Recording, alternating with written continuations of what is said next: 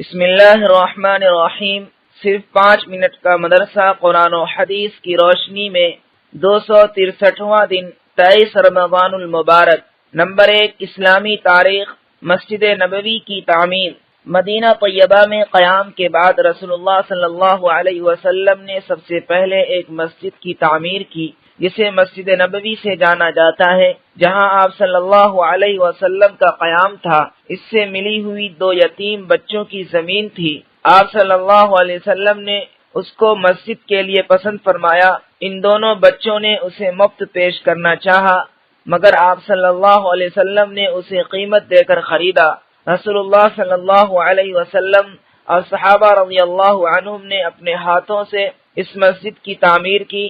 صحابہ کرام رضی اللہ عنہ پتھر اٹھا اٹھا کر لاتے اور خوشی میں شوقیہ اشعار پڑھتے اور اللہ کا شکر بجا لاتے۔ رسول اللہ صلی اللہ علیہ وسلم بھی ان کے ساتھ آواز ملاتے اور یہ پڑھتے: اللہم ان الاجر اجر الاخرہ فرحم الانصار والمہاجرہ۔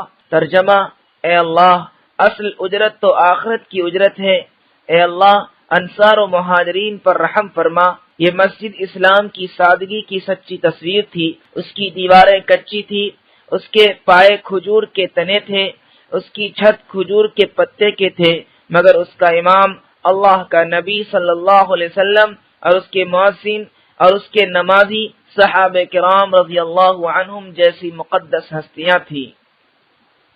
نمبر 2، اللہ کی قدرت۔ زمزم کا پانی۔ شہر مکہ مکرمہ میں بیت اللہ کے قریب ہزاروں سال سے زمزم کا چشمہ جاری ہے، جس سے لاکھوں کروڑوں انسان پانی پیتے ہیں۔ ہمارے زمانے میں تقریباً 30 لاکھ مسلمان ہر سال حج کے لیے جاتے ہیں۔ ہر شخص زمزم پیتا ہے اور گھر لوٹتے وقت زیادہ سے زیادہ لے جانے کی کوشش کرتا ہے۔ عرب کے مختلف شہروں میں پہنچایا جاتا ہے۔ اس کے علاوہ سال بھر عمرہ کرنے والوں کا ہجوم رہتا ہے۔ یہ اللہ تعالیٰ کی زبردست قدرت ہے کہ آج تک اس میں پانی کی کمی نہیں ہوئی۔ یقیناً یہ اللہ کے خزانے سے آتا ہے اور اس کے خزانے میں کسی چیز کی کمی نہیں۔ نمبر 3، ایک فرض کے بارے میں۔ زمین کی پیداوار میں زکوٰۃ۔ رسول اللہ صلی اللہ علیہ وسلم نے فرمایا: جس زمین کی سینچائی بارش، چشمے یا نہر کے پانی سے کی جاتی ہو، اس کی پیداوار میں 10واں حصہ نکالنا فرض ہے، اور جس کی سینچائی کنویں وغیرہ سے رہٹ یا ٹیوبل یا پمپ وغیرہ کے ذریعے کی جاتی ہو تو اس کی پیداوار میں 20واں حصہ نکالنا فرض ہے۔ فائدہ: جس طرح مال تجارت میں زکوٰۃ فرض ہے، اسی طرح زمین کی پیداوار میں بھی زکوٰۃ فرض ہے۔ نمبر 4، ایک سنت کے بارے میں۔ عید الفطر کی نماز سے پہلے میٹھی چیز کھانا۔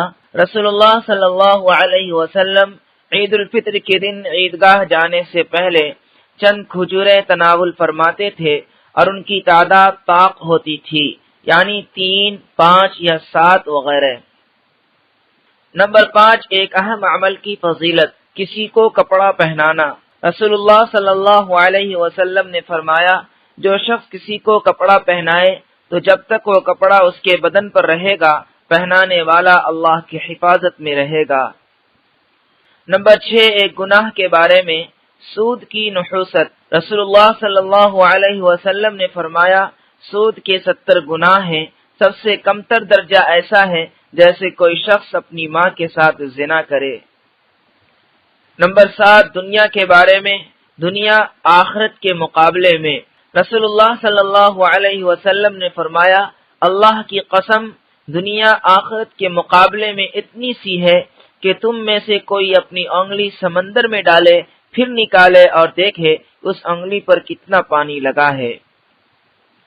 نمبر 8، آخرت کے بارے میں۔ اہل جنت کے لیے حوریں۔